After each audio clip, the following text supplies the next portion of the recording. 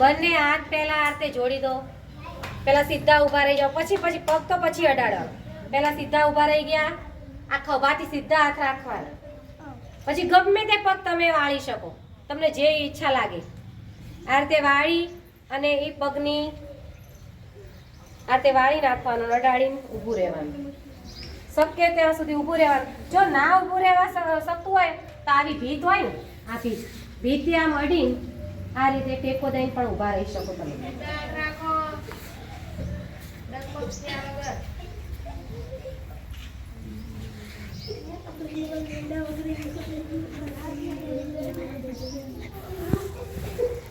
બોલવાનું છે એનું આવે આમાં તો બરોબર.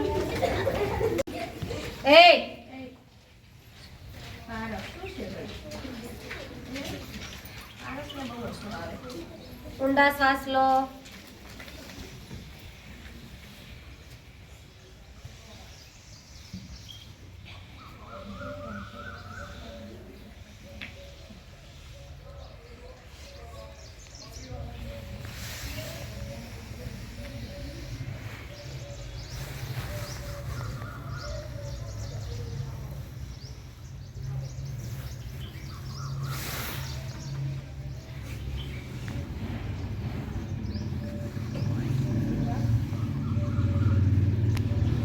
ધીમે રહીને તમારે એક એક પગ છોડી દો.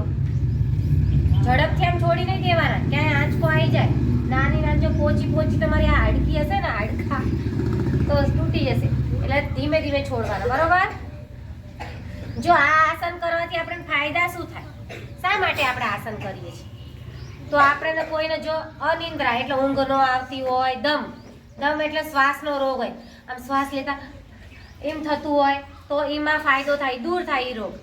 પછી આપણે બહુ જાડા હોવી ને તો એ ચરબી ઘટે, મેદસ્વીતા એ ઘટે આપણી. પછી બીજું આપણે શ્વાસોશ્વાસ છે ને ઝડપી બને અને મન છે ને આપણું એકાગ્ર થાય. આપણે આંખો બંધ કરીએ ને ત્યારે આપણું મન અહીં લઈ જાવ ને એટલે એકદમ એકાગ્ર. બીજું વિચારીએ છીએ ને આપણે, એ વિચારવાનું નહીં, ફક્ત એક જ વસ્તુ આપણે શું કરીએ છીએ, અહીંયા મગજ લઈ જવાનું આપણે, બરાબર. ચલો બીજું આસન છે મકરાસન. મકરાસનમાં પહેલા જુઓ તમે ખ્યાલ, આપણે ઊંધા સૂઈ જવાનું,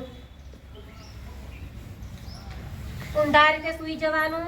પછી આજે પંજા ધ્યાન ખાલી આપો, અત્યારે કોઈએ કરવા નથી. ઊંધા સૂઈ અને આ આપણા પંજા છે એ પંજા ઊંધા કરી નાખવાના, એડી ઊભી રાખવાની. અને પછી આ હાથ આમ, આ હાથ આમ અને આપણું માથું નીચે લઈ જવાનું અને ઊંડા શ્વાસ લેવાનો.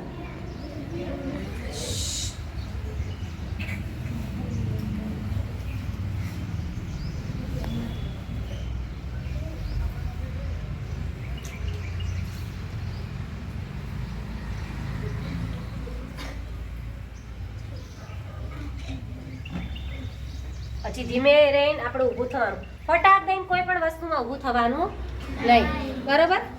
આને કહેવાય મકરાસન. મકરાસન કરવાથી આપણા શરીરનો થાક ઉતરી જાય, બરોબર. આપણે આખો દિવસ થાકી ગયા ને દોડીને કે કંઈ પણ કાર્ય કરીને તો થાક ઉતરી જાય. બીજું જે આપણી આ પાછળ કરોડરજ્જુ હોય પટ્ટી, તમને ગોળ ગોળ મણકા દેખાય પાછળ, એ સ્થિતિ સ્થાપક બને છે. ઘણા કે મણકા ખસી જાય છે, ઓલી સ્થિતિમાં આવી જાય એમ. પછી આમાં ફેફસાની હવા ધારણ શક્તિ વધે છે, બરોબર.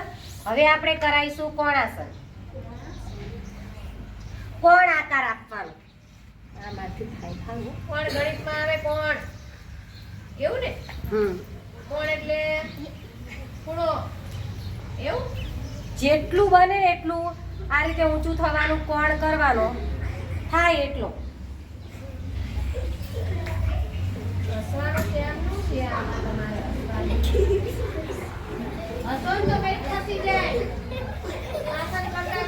આ પાછળ હાથ છે ને એકદમ સીધા ટટ્ટા કરો, જેટલાથી થાય એટલાથી કરો. હાલો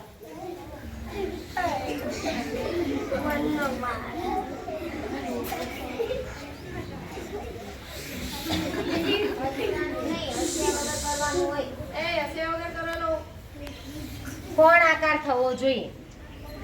આ છે ને આમ સીધા સીધા આમ સીધા પગ રાખો. બસ હવે પાછળ કરો જો આમ સીધા આ બાજુ આગળ આમ સીધા પગ હવે કરો. ટોપીને સરસ જો સીધા રાખવાના એક પગ સીધા રાખીને આમ. બસ સરસ સરસ સરસ ધીમે બેસી જાવ. ચલો 8 થી 10 સેકન્ડ આ બધા આસન કરી શકાય છે. હવે આ આસન કરવાથી શું થાય તો આપણને ફાયદો એ કે આ ખભા છે ને આપણા મજબૂત બને. પછી આ જે પેટની તકલીફ ઘણી વાર ગેસ થઈ જાય છે, ઘણી વાર થોડું ઘણું ખાય ને આપણા ખબર છે મધ્યાહન ભોજન તો તરત કે બેન પેટમાં દુખો. મારા નાના દાલ વાટિકા વાળા એમ કે જ્યારે દાળ ઢોકળી ખાધી હોય ત્યારે એવું કે બેન પેટમાં દુખો. આ બધી તકલીફો દૂર થઈ જાય. બરોબર, આવું આસન આપણે ઘરે કરી શકીએ. અહીં શીખ્યા હોય ઘરે પછી કરવાનું સવારે